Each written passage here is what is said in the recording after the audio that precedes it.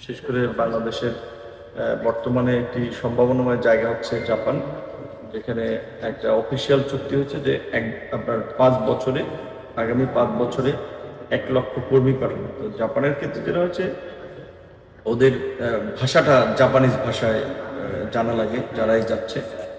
আমাদের দেশে যারা যাচ্ছে তারা ভাষার ক্ষেত্রে একটু পিছিয়ে আছে, সেজন্য আমরা মন্ত্রণালয় থেকেও ট্রেনিং করাচ্ছি, আরও বেসরকারি যে প্রতিষ্ঠানগুলো কাজ করছে তাদের সাথে সমন্বয় করে যে ভাষা শিক্ষাকে যেন সহজতর করা যায়, এবং এই ক্ষেত্রে যেন প্রয়োজনে আমরা ফাইন্যান্সিয়াল সাপোর্টও দিতে পারি।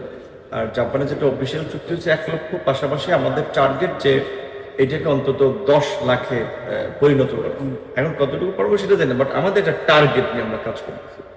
দ্বিতীয়ত, যেই শ্রম বাজারগুলো বন্ধ আছে, বিশেষ করে বাংলাদেশের দীর্ঘদিন ধরেই মিডল ইস্টের সাথে একটা ভালো সম্পর্ক এবং শ্রম বাজার থাকলেও এখন বর্তমানে আমাদের বাহরাইন, আমাদের ওমান, মালয়েশিয়া সহ বেশ কয়েকটা দেশে যে শ্রম বাজার বন্ধ। সেক্ষেত্রে আমাদের প্রচেষ্টা হচ্ছে যে এই বন্ধ শ্রম বাজারকে কিভাবে ওপেন করা যায়। মালয়েশিয়ার বিষয়টা সবাই জানে, দীর্ঘদিন ধরে একটা আলোচিত বিষয়।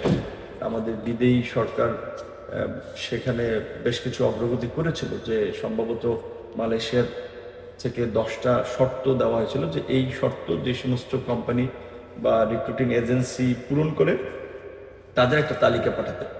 সেখানে সরকার পক্ষ থেকে 260টা প্রতিষ্ঠান যারা আপনার 7টা শর্ত পূরণ করে এরকম তাদের একটা তালিকা পাঠানো হয়েছে, আর 6টা শর্ত পূরণ করে এরকম 163টা তালিকা পাঠানো হয়েছিল। এখন আমরা এটা খোঁজ খবর নিয়ে ফলো আপ করে আমরা যদি পারি যে এই শর্ত শিথিল করে, যে একেবারেই মানে বিশেষ করে 10,000 স্কোয়ার ফিটের মতো বড় অফিস, এই সমস্ত কিছু শর্ত শিথিল করে যদি নতুনভাবে এখানে কিছু পরিবর্তন আনা যায় আমরা চেষ্টা করব। আর না হলে তো ওরা যেভাবে আপনার চাবে আমাদের সেভাবে কাজ করতে হবে।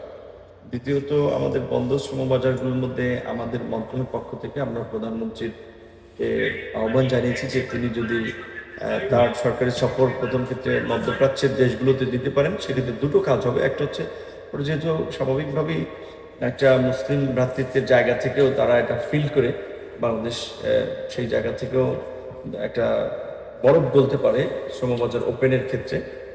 এবং আমাদের এই মন্ত্রণালয় থেকে প্রবাসীদের, যেহেতু নামই প্রবাসী কল্যাণ ও বৈদেশিক কর্মসংস্থানের বিষয়টা তো অনেক ক্ষেত্রে বিবেচনাধীন।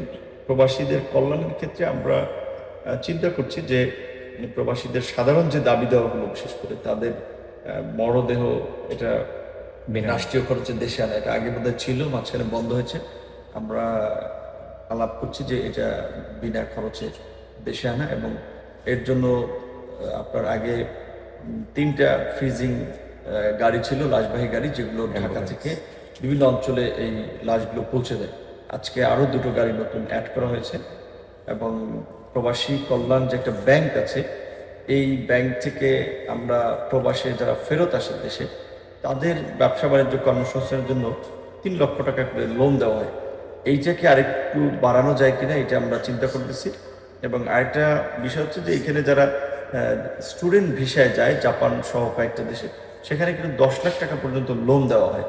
সাধারণ প্রবাসীও যারা যায়, বেশি খরচের কারণে তো তারা অনেকে যেতে পারে, বাট যারা দক্ষ তারা যদি যেতে চায় তাদেরকেও আমরা একটা লোন দিতে পারি কিনা, এই বিষয়গুলো নিয়ে আমরা কাজ করব।